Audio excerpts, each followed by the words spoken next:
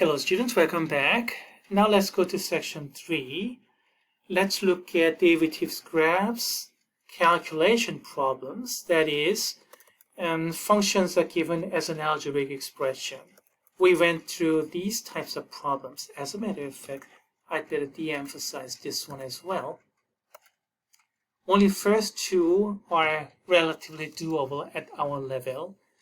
This one, not really impossible, but too hard. And this one has tricks, so absolutely no.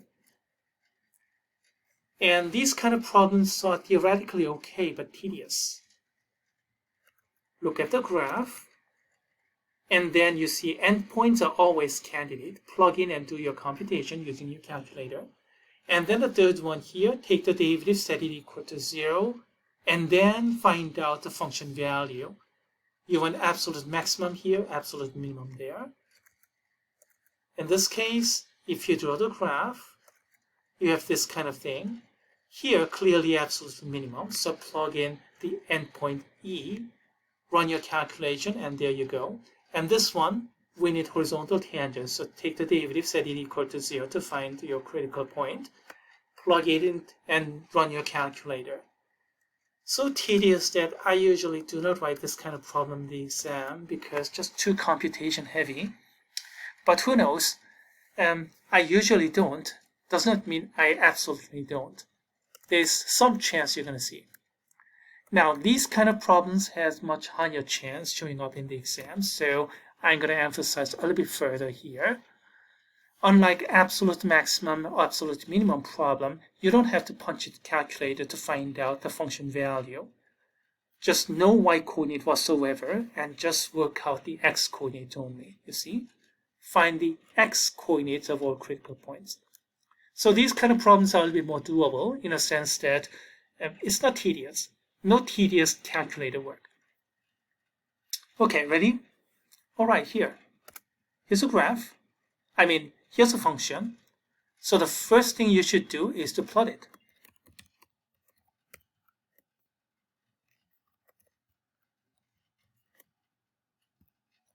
And let's see, from where to where? I don't know. Let's start from -2 to +2. Okay, looks good.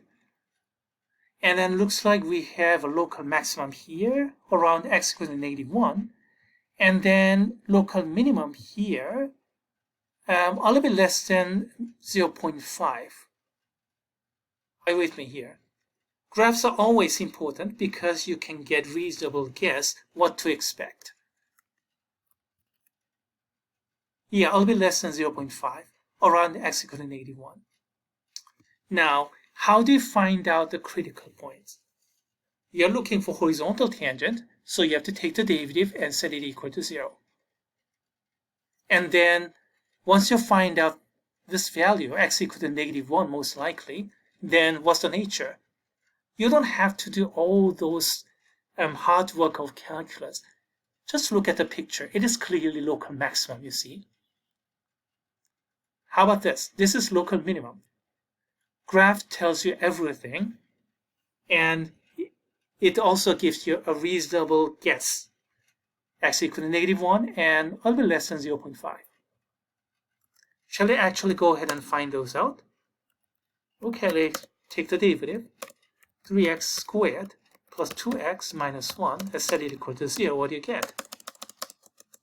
3x minus 1, x plus 1 equals to 0. X equals to -1, x equals to 1/3. Is that clear to everybody? I could do this factorization very quickly because looking at the graph, I can anticipate the answer in advance. And then I can say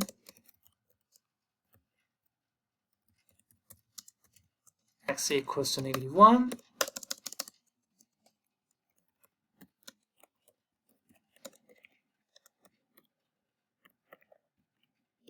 and there goes my answer. Do you like it? Okay, let's get these off, and then let me show you the answer key one more time. Oh, I did not bother showing you the answer key. Okay, all right. I thought this was trivial enough. How about the next problem here? Well, again, let's begin with plotting. Copy and paste all these. Well, let me start with viewing window of x -5 to +5 first. Oh, I don't see anything going on.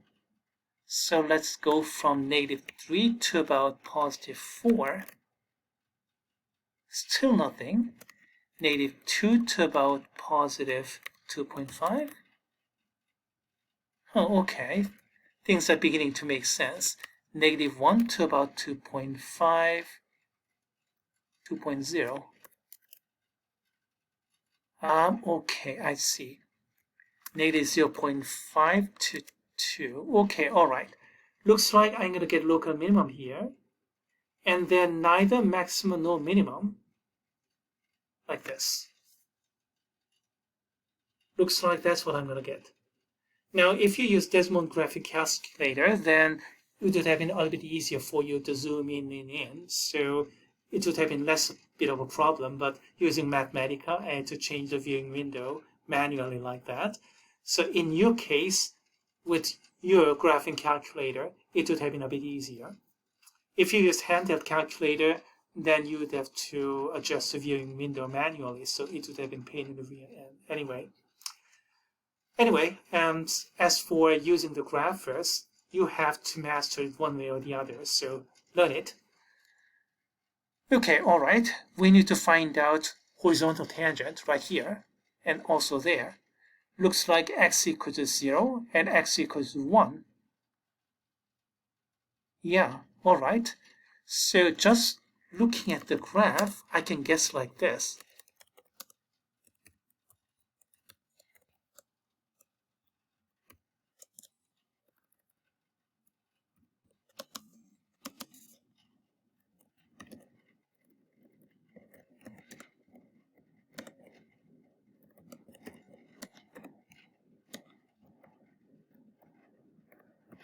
So local minimum at x equals to 0, and neither maximum nor minimum at x equals to 1.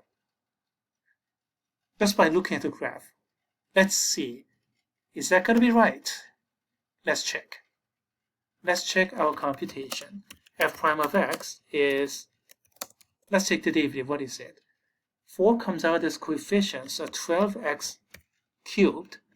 And then 3 comes out as coefficient, 24x squared.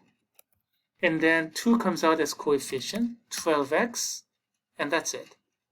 And set it equal to 0. Derivative equal to 0, set it equal to 0. And what do we have? We have cubic equation, but it's not too bad. 12x is common, so we have x squared minus 2x plus 1. And then this is complete square. Oh, that's easy. 12x, x minus 1 squared is equal to 0. So what do we have? X equal to 0, or x equals to 1. And then, of course, cross-check with your graph, and then you can see that the initial guess is correct. Local minimum at x equal to 0, and neither maximum nor minimum at x equals to 1. So how do you do these kind of problems? Plot it first. Plot and then analyze the graph, and then get a good guess first. And then go ahead with the derivative. Take the derivative, set it equal to 0. Don't go ahead with derivative computation first.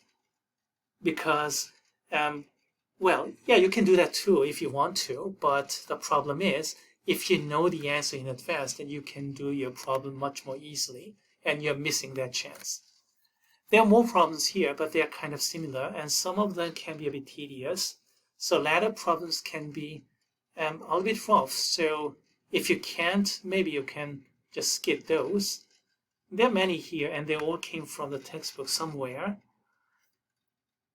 And yeah, okay, all right. I'll just leave all these to you. And probably you won't have to do everything here, but doing some of them will be helpful. Let me stop here.